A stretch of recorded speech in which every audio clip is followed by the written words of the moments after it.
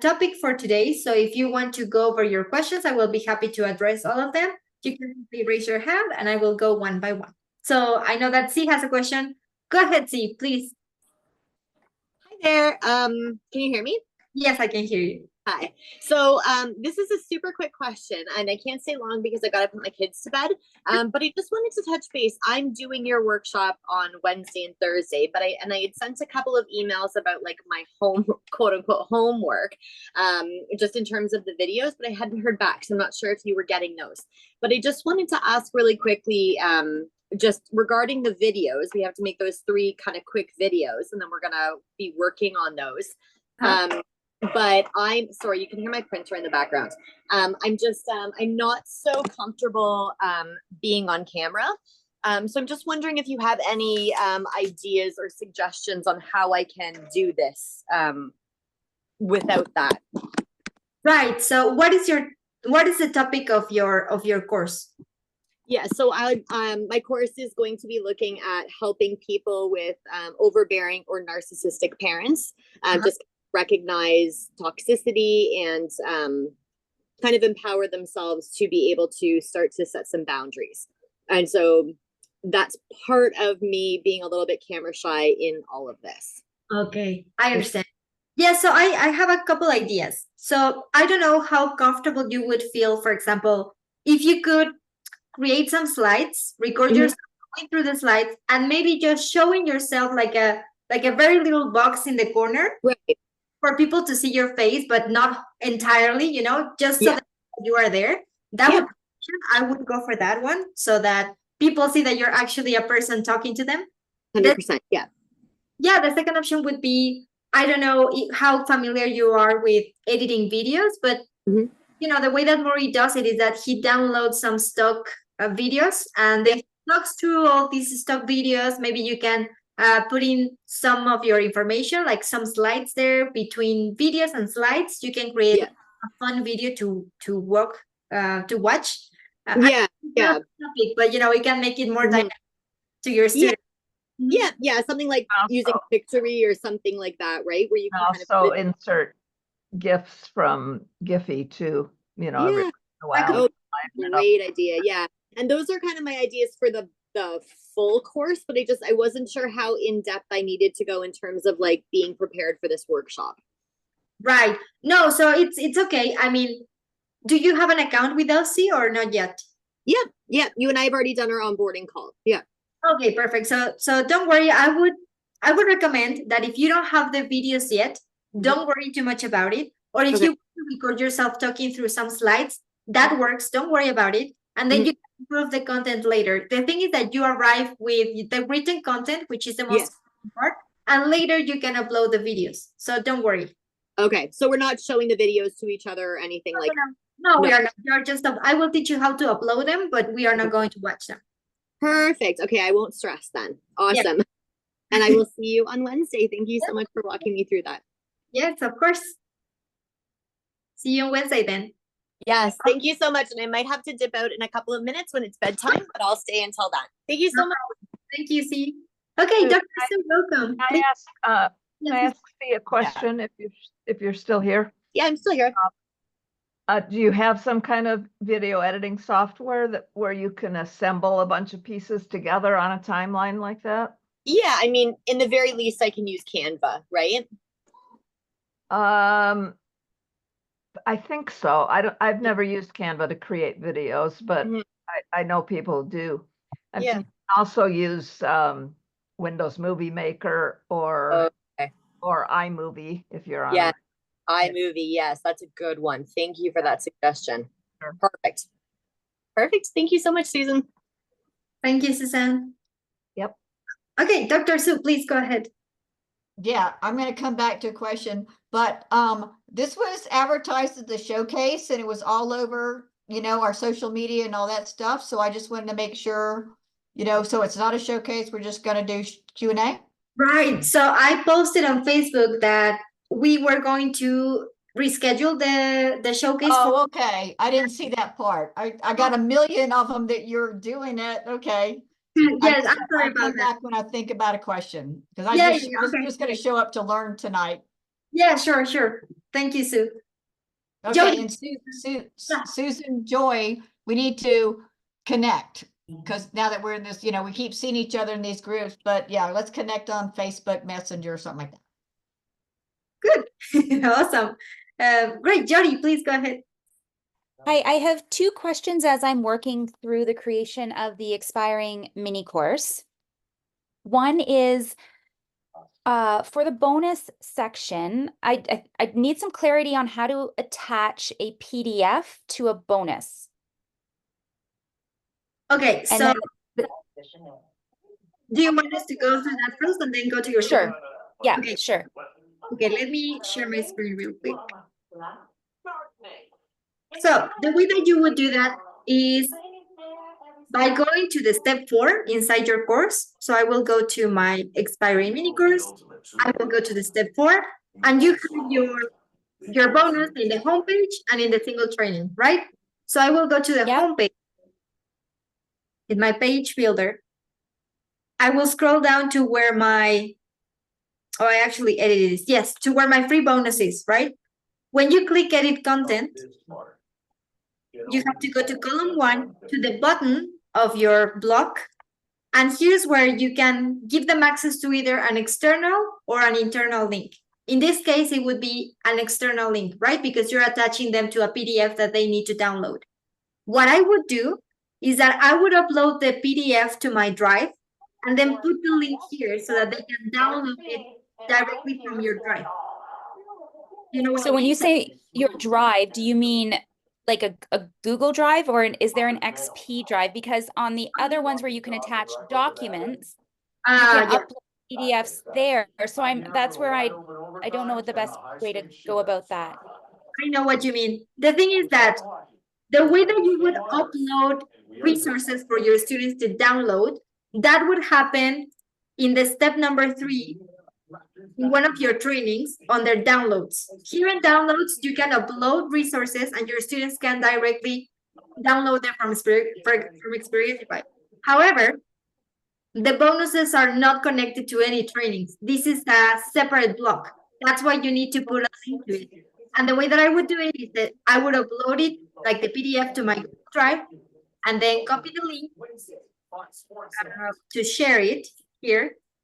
Obviously, be careful about the permission that you give. Let's say that this is fine.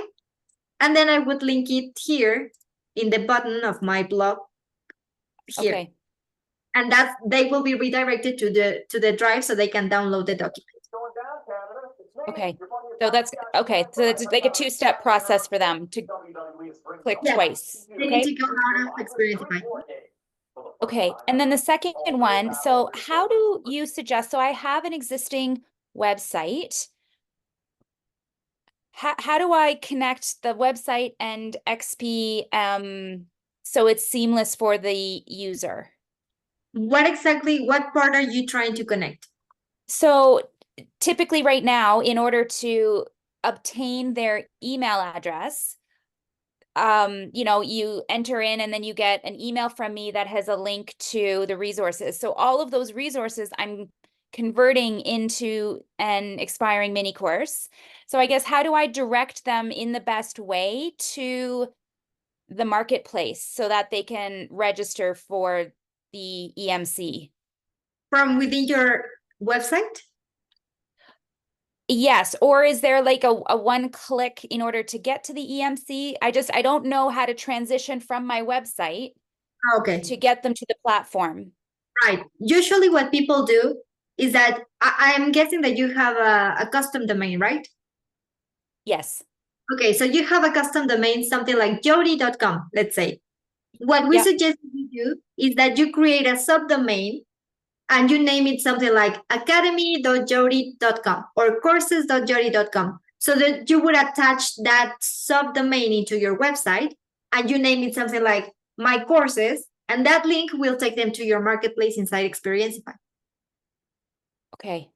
So that's what I would do. It's the easiest way to do it. Yeah. And then when people sign up for the course, does the system keep their email address that will then attach to like an email marketing system? You can do that, but you need to do it through Zapier, for example, like a third party. Like depending on what you want to do with those emails. For example, within Experienceify, you can send them emails about your courses, right? So you can promote your courses with your email list. However, you cannot Okay. promote anything else that is not your courses. And for that, if you want to do some email marketing on your ebook or on your merch, let's say, you have to connect Experienceify through Zapier to another platform like, I don't know, Go High Level or your email marketing campaign, whatever you want to use. Okay. Yeah, thank you for the Go Plus. I haven't gone through all of that yet. If anyone has experience with that, I'd love to hear it. Yes, I can share also the link in the chat so you can give it a read. We are in the process of actually getting someone who will work specifically in the customer service area of Go Plus. So you all will get better information, better answers on Go Plus. Ooh, highlight me. I'm pretty good at it because I've been Go High Level for a while. I might be able to help you out on that. Let me know. Oh, thank you. Yeah, so that's happening, and Jody, that would be the easiest way to connect Experienceify through your CRM, which is Go Plus, so you can keep it read, and that could be a good option. All right. Thank you for your help. I'll note those. Thank you. In the meantime, they are doing Go Plus office hours. Yes, awesome. Thank you, on Susan. Wednesdays. So Yeah, I will share that in the chat. Now, I don't know if all of you know, but we have this new section in our menu. The first one is updates. So if you click in updates, you will see the platform updates. Basically, what it does is that it replaces the ugly column that we had when you first log into your courses. Remember that you had a left column, a right column here. Well, it disappeared, and now all that information will go under updates. And if you scroll down, you will see the schedule about the office hours. And here, Jody, if you add, that's not working, I should tell them that. I will share the link in the chat. If you go to the calendar of the office hours, you will see when the Go Plus office hours happen. So for example, they will happen every now and then on Wednesdays. So as you can see, it happened on the 21st and the 23rd of October. The next one is October 30th. Okay. I think there's one tomorrow, isn't there? Apparently, That's the one on the 23rd. Yeah. Oh, yes, obviously. Yes. Sorry, the 23rd in 2 days, right? No, I'm losing track of what day it is too. Don't worry. But you can see here, like the ones in yellow are Go Plus office hours. The ones in blue are these office hours. Okay, great. Okay, Reese, please go ahead. Perfect. Thank you. Good to see you again. Yeah, good to see you. So we have a program that we spoke about before where we work with local nonprofits and try to connect the community with nonprofits so they're aware of different initiatives that are going on in their community. And the idea was to have a survey that they would fill out. So they would say, like, we might have 10 different nonprofit categories, and someone might say, I have interest in veterans and I have interest in environmental causes or whatever, right? So everybody has different things that they like. Each month, we want to do a newsletter that has the general information for the community, but then also inside the email, we wanted to have specific content if there was content for those users that were following, say, a veteran. So say we had 2 users that were following veterans, but then the second user wasn't following environmental.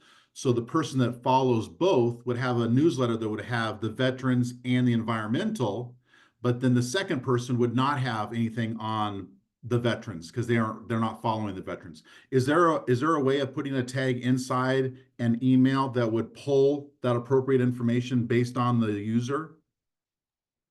Yes. So the way that you would do that is, I will go to my account. And let's say that I want to use a multiple choice question to first divide the people that I'm asking about, like, what are you interested in, right? Yeah. So for that, I will create in the first training or in my homepage, I would say in the homepage. So let's go to the homepage. And here I would add an action section. Let's say here. Okay. When I edit the content, I will make this a multiple choice type of question, right? Okay. Yep. And then add all the categories that you want to add, right? Right. So category 1, category 2, da, da, da. And then you have to create a tag for each one of the categories, right? Okay. So depending on the answer that they choose, they will get a specific tag. Right. And then when you go to your experience engine, this is where you want to play with those tags. So for example, when a tag is added, right? And you have to select the tag for the first category. So let's say it's the 30-day access, just to say something. Then you decide what happens. So people who receive this tag, what? They receive a certain email, or maybe you unlock a certain module for them or a certain training for them. So here's where you can play around with what happens depending on the tag that they have. Okay. So you can customize the emails that they receive, the SMSs, the push notifications, everything based on the tag. Gotcha. Okay.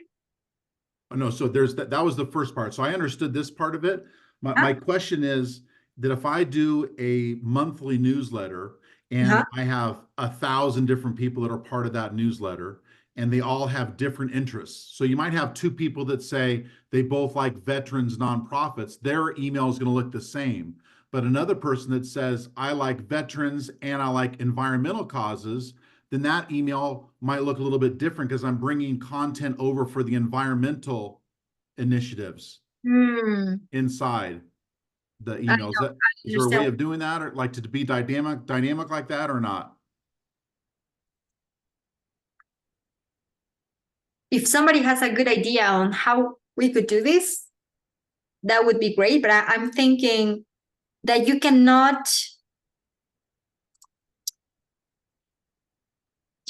do that.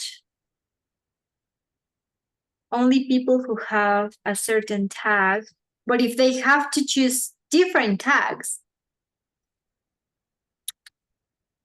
I'm thinking, no, you cannot send emails with a specific information based on the tag.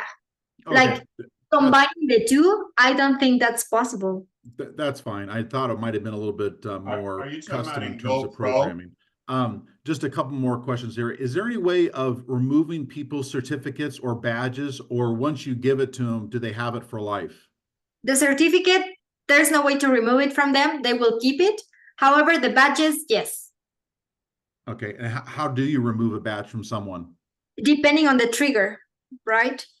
So it could be like a timeline. Okay, so if they don't, like a timeline, if they don't what? If they don't complete something, or? Yeah, well, I mean, let's just say that we get, like, we'll say we were going to give a badge to someone, they're going to have it for 30 days, but at the end of those 30 days, so it'd be a timing thing, then we would take the badge away. Is that possible? Yes, so you would edit, well, you create a new experience, and you would say, in this one, I would say that it needs to work with when they receive this badge, you count 30 days and then you remove it, right? Is that okay? So when a badge is added and you select the badge, let's say this one, that's when you decide when you want to remove it. So when a user receives this badge, I want you to wait 30 days. And after 30 days, I want you to remove the badge. And then you select the badge that you want to remove. There we go. I gotcha. Okay, perfect. And last question. If you put someone into an expiring course and it goes past that 3 days, or however long you make that course available to them, they try to come back after, say, a day after it expires, can you adjust the verbiage that's on that page when they go back to it and they can't get access?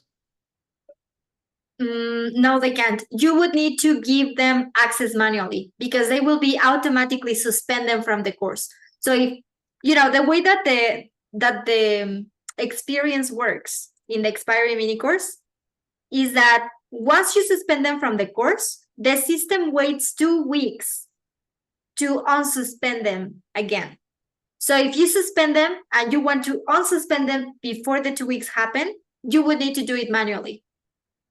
Okay, but you can set how long until you want them to be suspended, correct? Yes, for example, here, the set of automations is waiting the 3 days, and after 3 days, they lose access if they Yes. don't complete the course. But you can obviously change this to whatever time you prefer. Okay, so the question is that let's say that someone's been suspended from a course and they click back on to go back to that course. The page that they see that says they've been suspended, can I change the text on that page? Oh, let's see. Let's go to language. And then let's go to this one and search for suspended. I think no. I think no. Good, guess what? Available access. What are your thoughts? Unblock. Let's see in the global strings. Just one more. No, I think you can't. Sorry, you can't log in this info password. I mean, all these texts you can, but Okay, I'll go back and I'll see what it says. It might be okay with what it just says, but I just was curious if you can make those changes. of course, if you find what exactly does it say when they don't have access anymore, then most likely you will be able to edit that in the language center. Okay. Okay, that's perfect. All right, thank you so much. I appreciate it. Yes, you're welcome, Reese. All right, bye-bye. Yes. Okay, so let me go back to the chat. Thinking different emails based on tag. Yes, that's what I was talking about. But if he wants to combine 2 tags and give them specific content based on those tags, it's kind of tricky because you cannot select what content inside the email you're going to give them if they have 2 tags, if that makes sense. It makes sense if you want to send them one email based on the tag, but you cannot combine the information if they have 2 tags, if that makes sense. So that's what I was thinking. But yeah, they could request 2 topics, but they would come in separate emails. Yes, exactly. They would need to come in separate emails. That's an option. Yes, thank you for that, Susan. Great. I'm sorry, Susan, did you raise your hand? Oh, Sue, please go ahead. Yeah, mine was about the done for you that we get. Now mine is a 12-week course. I know they're trying to, kind of focus on the 4-week course for the, like a pilot type of thing like that. And so what I was wondering, will they do the 12 weeks or they really want to do, I mean, I could just do the 4 weeks and it could repeat, like copy, because the format will be the same. I'm going to do the same, all the experiences and, everything that they get, and pretty much the same, I'm going to limit it to, I'm the one that's working with the kids in the middle game stuff. So they're going to have, like I said, that short video and action plan each week for 4 weeks. And then they're going to get, watch the video. They did their action plan. Maybe, and then I'm going to have a Q&A coaching call. So I got to fit that in there somewhere. Then they'll get a bonus for that. That's where they're going to get their double XPs for being on the call. Or they submitted a question, like some of them can't be there, but if they turned in a question, I thought that would be great for them. They at least they're participating in that. And then, I guess since that's a separate kind of thing for watch the, it's part of the training, each week. I guess that was my question on each week. Do I want that to be in that week? But if they missed that week, do I want my replays in a separate category? So they go there, watch the replay, say they watched it and they took their action, so where, Right. Because the week they're going to get, like I said, those 2, since you talked me into those short little videos, like 5 minutes each, twice a week. But during the week, I'm gonna have the group coaching call. You know, in the middle, but I want them to be able to, I don't want that, let's just say I don't want that coaching call to get lost just in that week of module. Uh-huh. And I know that you guys always do a replay thing, and I was just wondering, should I have that as a separate column or inside or both? Like, what's the best way to do it?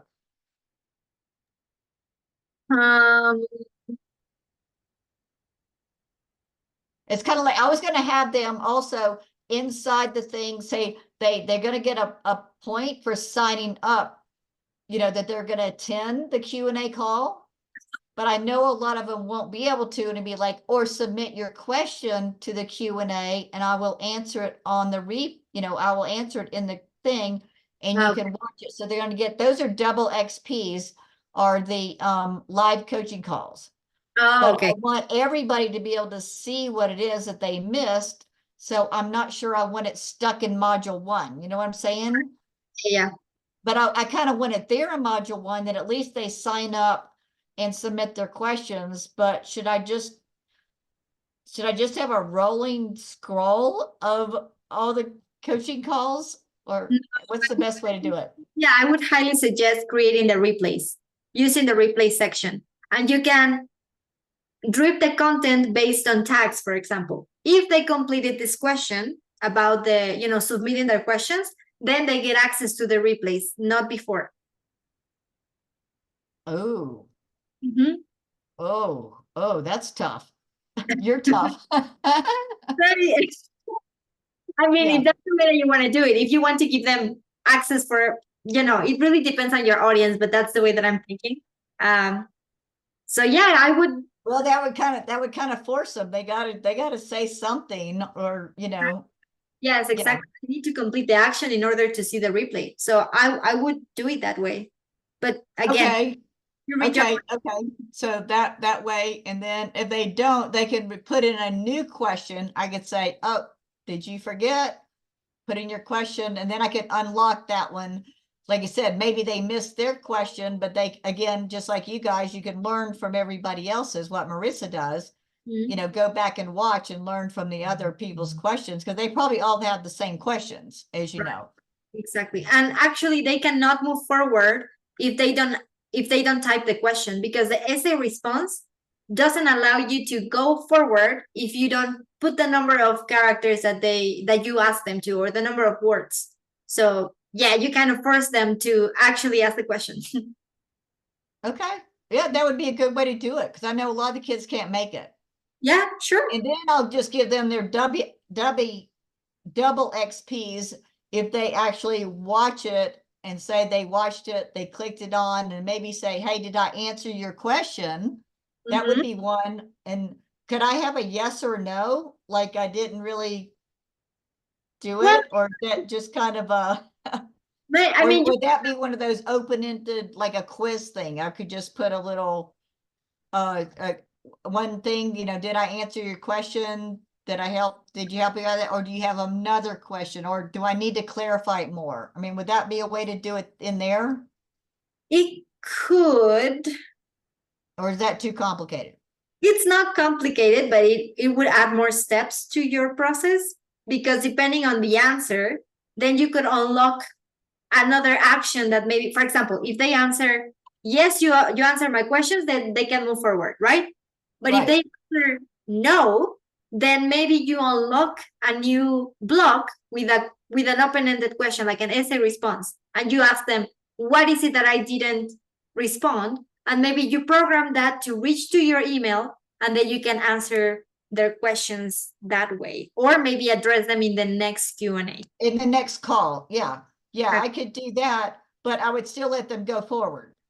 Yes.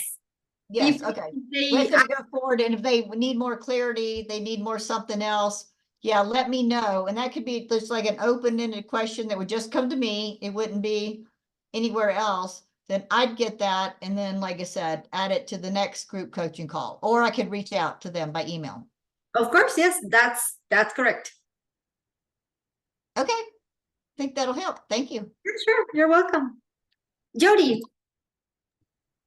Could you go over how to change the name of the XP points again in the language area? Sure. I It's tried really to do it and clearly I couldn't it's a, recall properly. you would need to go to the course that you want to change the name of the XPs. Let's say my 10-day challenge. And then you would search for the XP. And here you go. I actually changed it to JPs. I don't remember. I think Jody points. So you can Yes, you did that in our class, but when I got the replays, it wasn't actually our call, so I didn't know where to go. Yeah. But yes, this is the way you would do it. You basically go to the course, you type XP in the search text, and you simply change it. So Susan points, for example, and then you just click here in the green check mark, and there we go. It's changed. Okay. And where are the recordings for these calls housed? Those happening on YouTube. So you can just go to YouTube and I upload all the office hours recordings there. I will share the link in the chat so you can go to our channel. I think it should be your channel. There we go. Okay. So here, sorry. There we go. Perfect. Mhm. And once you publish a course, are you able to change things and republish without messing up enrollment, or do you have to, how does that work? I'm so sorry. Can you repeat that question again? If we publish a course and we find that there's an error or we want to go and update something, Okay. what does that process look like? And does it interfere if people have already been enrolled in it? Does that Okay. impact something? Mostly in the experience engine. So if you're going to change something in the experience engine, that's when things get a little messy because the students that have already enrolled, they will go through the process that you set up here first. That's why I highly recommend you to add yourself as a test student first, go through the course, receive the emails, see if that works, and then you actually start receiving your students. Okay. The way that you would add yourself as a student is using your personal email. You just go to students and you add a new student manually, right? Add student, you give yourself a name like test, and then you put your personal email and you would start receiving everything like if you were a regular student. I would do that first before launching. Okay, good. Yes, Dr. Sue. So you just showed the email for Experienceify, office hours, YouTube and all that. Uh-huh. Is that public? The Experienceify channel? Yes, sure. The office hours, because nobody does their office hours public anymore. Oh, really? We do. We are sharing proprietary information. You're looking at our websites, you're looking at our stuff. We're talking about stuff. Yeah, that's not, I never knew that. Like the public can go and look at office hours. I mean, I understand that you guys want to promote what you're doing, but we share. You actually go to people's websites and you go inside their Experienceify and you look at their courses and stuff. I'm not sure nobody else does that. They cut it, you know, EPM, she cuts off, she does not record. I mean, a lot of those our private office hours are not recorded. Right. Yeah. A lot of them are not. So I don't know. I would mention that. That's like, I never do that. I mean, you know, I mean, we're all learning here, but maybe we're going to become big one of these days. And then they're going to find out we're a little doofus up here one day, you know, trying to figure this stuff out. Right. I don't know. Office hours does not seem like something that should be out on YouTube. Right. I mean, this is proprietary. We're paying to be in XP. We're paying for your service. We're paying you to be here to answer our questions, but I don't like it. I'm just voicing my opinion. Sure, of course. Yeah, I've never heard that before, but I will definitely let my growth manager know about this, and we can, I don't know, maybe we can make the playlist private and only people who are XP members can have access to them. I mean, it seems like that's what we're paying for. And right. Not that we could go to YouTube and learn about all this stuff. That's what we're paying for. you know, and I don't think people, general public on YouTube, but if they come across this, they could just start.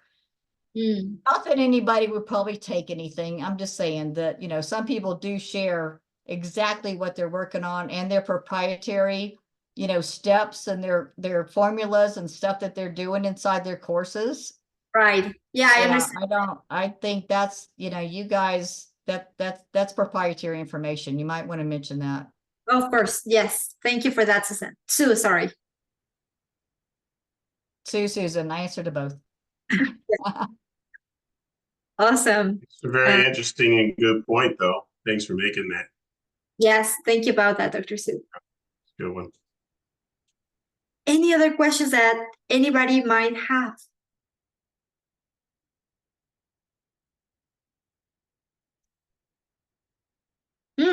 Yeah, Susan, that could be an option. There's always questions, but I never had thought. I'll come back to it. Sure.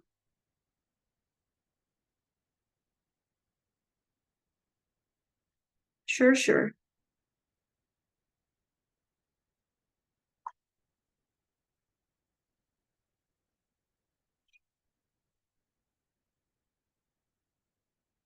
Anybody else?